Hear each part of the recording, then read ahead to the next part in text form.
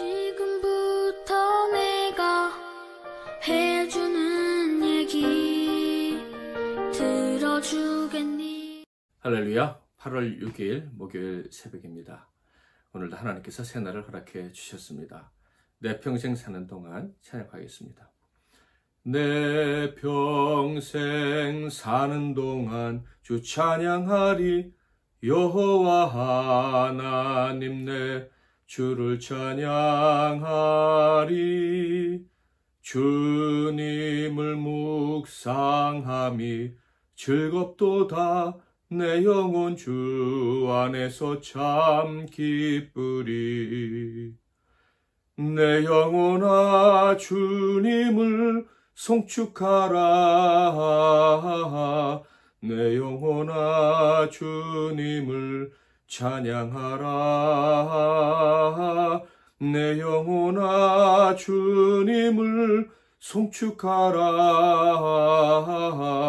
내 영혼아 주님을 찬양하라. 오늘 하나님께서 주시는 은혜의 말씀은 이사야 18장 1절부터 7절 말씀이 되겠습니다. 구약성경 이사야 18장 1절부터 7절 말씀 중에서 제가 1절과 2절만 봉독해 드리겠습니다. 슬프다 구스의 강 건너편 날개치는 소리나는 땅이여. 갈대배를 물에 띄우고 그 사절을 수로로 보내며 이르기를 민첩한 사절들아 너희는 강들이 흘러 나누인 나라로 가되 장대하고 준수한 백성 곧 시초부터 두려움이 되며 강성하여 대적을 밟는 백성에게로 가라 하는도다. 아멘. 오늘은 사람의 손을 뿌리치는 믿음, 사람의 손을 뿌리치는 믿음 이란 제목으로 하나님 말씀을 상고하겠습니다. 저는 오늘 말씀과 같은 의미를 가지고 있는 성경 말씀을 대할 때마다 마음에 큰 감격을 느끼고 용기를 얻습니다. 또한 이런 말씀을 묵상하면 묵상할수록 인생의 가장 중요한 순간 어떤 결정을 해야 되는지 어떤 길로 가야 되는지에 대한 아주 선명한 교훈을 받는 느낌입니다. 그래서 담대해지고요.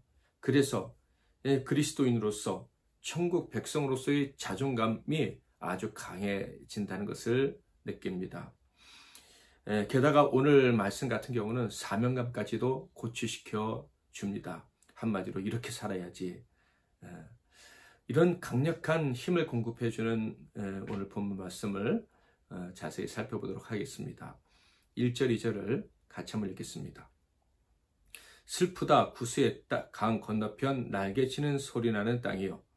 갈대배를 물에 띄우고 그 사자를 수로로 보내며 이르기를 민첩한 사절들아 너희는 강들이 흘러나누인 나라로 가되 장대하고 준수한 백성 곧 시초부터 두려움이 되며 강성하여 대적을 밟는 백성에게로 가라 하는도다. 이 말씀은 구스 이디오피아죠. 유다와 동맹을 맺고 함께 아수르를 대적하자라고 찾아왔을 때 돌려보내라 하시는 하나님의 말씀입니다. 그러니까 유다가 위기에 직면했을 때 정말로 큰 힘이 될 수 있는 나라가 돕겠다며 제발로 찾아왔지만 하나님께서는 단호하게 거절하고 돌려보내라는 말씀을 하신 것을 묘사한 것이 1절, 2절이죠.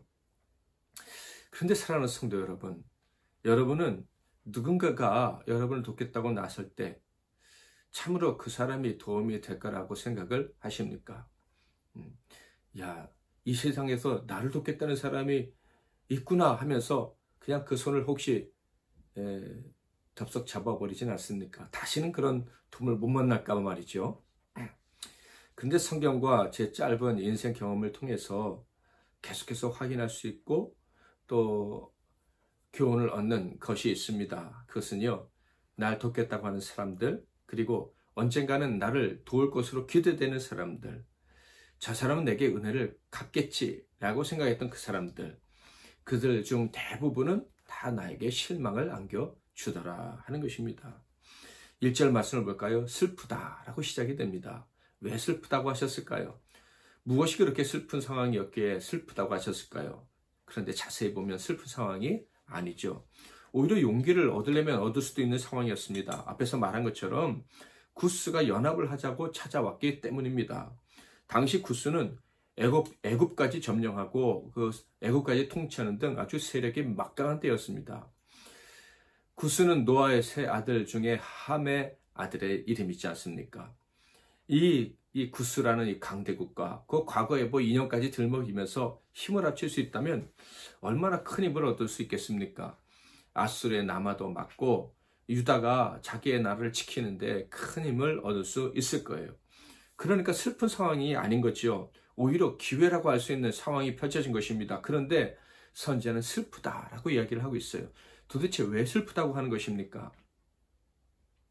하나님의 사람, 곧 영적인 사람, 성령이 함께하는 사람의 눈에는요, 사람을 의지하고 싶은 마음과 그 상황에 흔들리는 나의 마음, 이런 것들이 느껴질 때 그것이 비극적으로 생각이 됩니다.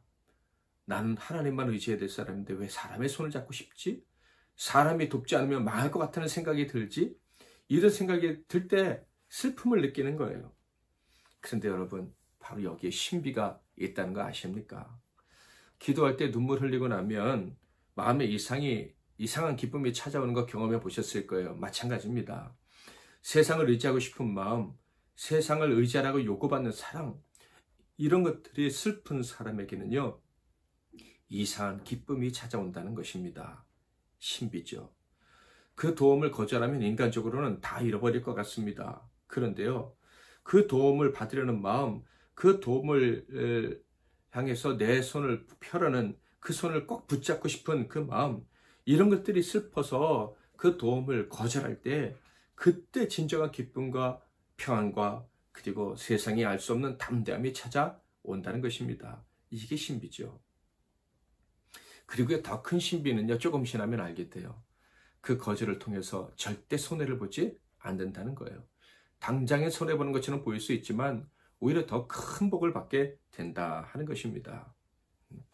하나님이 주시는 것을 얻게 되는 거예요. 이스라엘 사람들이요, 애굽이라는 그 든든한 배경을 버리고 광야에 나와서 오직 하나님만을 의지하기로 했습니다. 그러자 어떤 일이 벌어졌습니까? 모세가 그런 자들에게 주시는 하나님의 선물에 대해서 신명기 6장 10절 11절에서 얘기했죠. 내 하나님 여호와께서 내 조상 아브라함과 이삭과 야곱을 향하여 내게 주리라 맹세하신 땅으로 너를 들어가게 하시고 내가 건축하지 아니한 크고 아름다운 성읍을 얻게 하시며 내가 채우지 아니한 아름다운 물건이 가득한 집을 얻게 하시며 내가 파지 아니한 우물을 차지하게 하시며 내가 심지 아니한 포도원과 감람나무를 차지하게 하사 내게 배불리 먹게 하실 때 하나님만 의지하고 세상의 도움의 손길을 뿌리쳤더니 건축하지 아니한 아름다운 성읍에서 살게 하시고 채우지 않은 물건이 가득한 집에서 살게 하시고 파지 아니한 우물의 물을 먹게 하시고 심지 아니한 포도원과 감람나무 과수원에서 그 열매들을 먹고 살게 해주신다 하는 것입니다.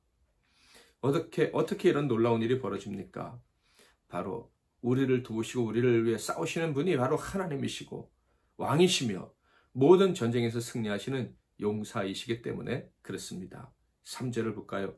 세상의 모든 거민 지상에 사는 너희여 산들 위에 기치를 세우거든 너희는 보고 나팔을 불거든 너희는 들을지니라. 산들 위에 기치, 깃발에 대한 말씀을 며칠 전에 나눴죠. 산 위에 세워질 강한 군대의 깃발, 그 기치는요 바로 예수 그리스도인 것입니다. 하나님이신 거예요. 그 깃발을 보기 원하고 그 깃발이 서 있는 곳에서 나오는 그 나팔 소리에 귀를 기울이고 그곳을 향해 가기를 원하는 사람들은요 언제나 승리를 얻는 거예요. 세상 왕의 나팔 소리, 세상 왕의 기치를 보고 따라가는 사람은 망하지만 하나님의 군대로서 하나님의 깃발 아래 모이는 사람은 왕인 것, 언제나 승리하는 거예요. 왜냐하면 그 깃발에서 군대를 모으시는 분은 바로 하나님 예수 그리스도이시기 때문에 그래요. 그러니까 하나님의 음성을 듣는 사람, 하나님의 깃발을 보는 사람은요 구스의 깃발 아래로 들어갈 필요가 없는 거예요. 그런데 어떤 사람은 하나님의 군대는 보이지 않고 구스의 군대만 보이기 때문에 어쩔 수 없어요 라고 말할지 모릅니다. 그런데 여러분, 하나님은요 그 산 위에만 계시는 게 아니에요. 4절 말씀을 볼까요? 여호와께서 내게 이르시되 내가 나의 처소에서 조용히 감찰함이 쬐에는 일건 같고 가을 더위의 운무 같도다. 하나님은 산 위에만 계신 게 아닌 거예요. 일광처럼, 태양빛처럼, 운무처럼, 안개처럼, 구름처럼 언제나 우리 곁에 계셔서 우리를 지키시는 분이다. 보이지 않을 때도 있고 잘 느껴지지 않을 때도 있어요. 그러나 언제나 빛이 비추고 언제나 구름이 안개가 껴서 이슬이 되고 물이 우리에게 공급되도록 하는 것처럼 하나님의 존재감은요, 언제나 우리와 함께 계신 거예요. 사람들이 그것을 인정하지 않거나 느끼지 못하거나 심지어 잊을 때조차도 하나님은 우리를 떠나지 않고 우리와 가까이 계십니다. 그래서 그분의 일, 왕으로서 그 백성을 지키시는 일을 하시는 거예요. 이에 대해서 예수님도 분명히 증언하셨죠. 요한복음 5장 17절, 예수께서 그들에게 이르시되 내 아버지께서 이제까지 일하시니 나도 일한다 하시매. 하나님이 이렇게 돌봐주시니요, 언제나 때에 적절한 열매를 얻게 되는 것입니다. 5절 6절, 추수하기 전에 꽃이 떨어지고 포도가 맺혀 익어갈 때 내가 낫으로 그 연한 가지를 베며 퍼진 가지를 찍어버려서 산의 독수리들과 땅의 들짐승들에게 던져주리니 산의 독수리들이 그것으로 여름을 지내며 땅의 들짐승들이 다 그것으로 겨울을 지내리라 하셨습니다. 가장 적절한 때에 악인을 멸하신다. 그리고 악인을 멸하신 것 가지고 산의 들짐승들까지 먹이실 수 있다라고 말씀하고 있습니다. 때에 따라서 정확하게 일하시는 분이 우리 하나님이신다, 이런 얘기예요. 그러니 그분을 의지하는 자는 얼마나 안전한 삶을 살 수가 있겠습니까? 이렇게 하나님을 왕으로 모시고 사는 사람들은요, 결국 다음의 상황까지 목격을 하는데 이르게 됩니다. 7절, 그때 강들이 흘러 나누인 나라의 장대하고 준수한 백성, 곧 시초부터 두려움이 되며 강성하여 대적을 밟는 백성이 만군의 여호와께 드릴 예물을 가지고 만군의 여호와의 이름을 두신 곳 시온산에 이르리라. 유다가 의지했던 나라들, 그 중에 그 수까지도 예물을 가지고 하나님 앞에 나와 엎드려 경배할 것이다 라는 말씀이에요. 세상의 모든 권력자들도 참 능력자신 하나님 앞에 무릎을 꿇게 되는 날이 있을 것이다, 이런 얘기죠. 이런 것을 통해서 하나님만을 의지하는 사람이 얼마나 올바른 선택을 한 사람인지 하나님이 증명해 주신다라는 말씀입니다. 세상을 의지하지 않았던 것, 나를 돕겠다는 자들의 손을 쉽게 잡지 않고 뿌리칠 수 있는 용기가 있었던 것, 이런 것들이 얼마나 잘한 선택이었는지를 깨닫게 되는 날이 온다라는 말씀입니다. 돌이켜보면 우리 인생들의 모든 인생살이나 특히 저의 목회 사역은 이런 싸움의 연속이다 하는 것을 부인할 수가 없겠습니다. 실제로 보면 거의 대부분의 손길들을 뿌리쳐야 합니다. 그래서 하나님만 의지하려는 사람은 때로는 고독하고 오해도 받기도 하고 미움을 받기도 하고 세상적으로 볼 때 참 실패하기도 참 좋습니다. 왜냐하면 대부분의 사람들이 참 놀랍게도 심지어 영적이라고 스스로 생각하는 사람들까지도 서로 손을 잡고 연대하여 안전하게 살자는 생각에 사로잡혀 있기 때문인 것이. 인간적인 영대를 하지 않겠다 그러면 나는 하나님의 사람이야 하는 사람들까지도 이상하게 여기고 배척을 하는 참 비극적인 일이 수시로 우리 삶 주변에서 일어나고 있습니다. 그런데 이런 행동은 하나님이 정말 미워하시는 거예요. 자신들의 눈에는 안전하게 보일지 모르겠지만 그런 인간적인 연대로 안전을 추구하는 것은요, 절대로 안전하지 않아요. 하나님의 진노를 촉발하는 악한 행위인 거예요. 심하면 완전히 멸망을 당할 수도 있는 거예요. 하루아침에 망한 모압처럼 그렇게 망할 수 있는 행동이다, 이런 말씀이에요. 사랑하는 성도 여러분, 사람들이 내민 손을 거절할 때 어떻게 보면 참 좋은 기회를 놓치는 것일 수도 있겠죠. 그러나 그 손을 거절하는 것이 하나님만을 의지하기 위한 선택이었다면, 정말 좋은 사람의 손길을 거절하는 그런 실수를 혹시 범했다 할지라도 그는 잘한 거예요. 하나님은 그 선택을 통해서 우리의 삶을 뜨겁게 만드시고 복되게 만드시고 우리 안에 참 기대감으로 흥분되는 그런 은총이 있게 하실 것입니다. 왜냐하면 그는 참으로 좋은 선택을 한 것이기 때문, 하나님이 좋아하시는 선택을 한 것이기 때문입니다. 주의사항을 먼저 잠깐 말씀드리면, 사람들의 손을 다 부르치라고 지금 이 말씀을 드리는 게 아니에요. 사람들의 손을 잡으려고 할 때 하나님과 그분의 말씀보다 그 손을 더 의지하려는 것이 있다면 그것은 완벽하게 배격을 해야 된다 하는 거예요. 하나님보다 더 의지하려는 것이 있다면 그것은 우리의 삶에서 완전히 제거해 버려야만 합니다. 그렇게 해서 하나님만을 바라보며 살 수 있다면 그것은 정말로 복되고 안전한 삶인 거예요. 그 삶에 감격이 있는 거예요. 사랑하는 성도 여러분, 이런 삶이 좋아야 됩니다. 때로는 혹은 자주 하나님만을 의지하는 친구로서 사람들의 손을 뿌리쳐야 할 수도 있겠습니다. 인간적인 교회를 너무 자주 포기하는 것처럼 느껴질 수도 있어요. 그런데 이런 일들을 통해서 하나님만 의지하는 자신을 시험하고 또 확인한다는 것은 너무나도 중요한 일입니다. 그렇게 될 때 희열을 느낄 수가 있어요. 그렇게 될 때 내가 하나님을 의지하는 사람, 하나님의 도움을 얻고 사는 사람이구나 하는 정말 감격스러운 그 순간을 살아갈 수가 있는 거예요. 그런 사람이 진짜 성도고 그런 사람들의 인생엔 손해가 없습니다. 내 평생 사는 동안 찬양하겠습니다. 내 평생 사는 동안 주 찬양하리. 여호와 하나님 내 주를 찬양하리. 주님을 묵상함이 즐겁도다. 내 영혼 주 안에서 참 기쁘리. 내 영혼아 주님을 송축하라. 내 영혼아 주님을 찬양하라. 내 영혼아 주님을 송축하라. 내 영혼아 주님을 찬양하라. 기도 제목을 드리겠습니다. 첫째로, 언제든지 성령의 임재 가운데 영혼이 활짝 열린 삶을 살게 하옵소서. 그래서 하나님이 보내신 자와 세상 도움을 구별할 수 있게 하시고 세상 도움의 손길은 언제든지 거절할 수 있는 지혜와 용기를 가지고 살아가게 하옵소서. 두 번째로는 민족 복음화, 세계 복음화를 위해서 기도하겠습니다.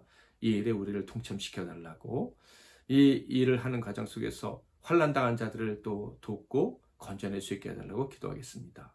수해로 고통당하는 모든 이웃들을 위해서도 기도해 주시기를 바랍니다.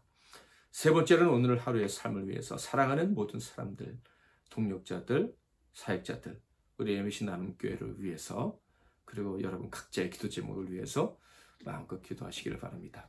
제가 먼저 잠깐 기도하고 여러분 각자 기도하시고 하루를 시작하세요. 살아계신 하나님 아버지, 사람의 손을 뿌리칠 수 있는 믿음을 우리에게 허락해 주시니 감사합니다.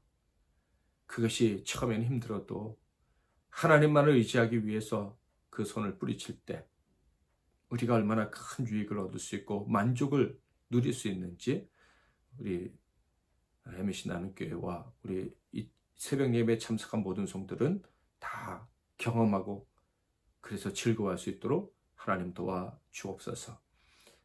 손해보는 것 같아도 하나님만 의지하는 것이 가장 안전하고 유익한 삶임을 경험하게 하시되 오늘 하루도 그렇게 살아가게 하옵소서. 예수 그리스도의 이름으로 기도하옵나이다. 아멘.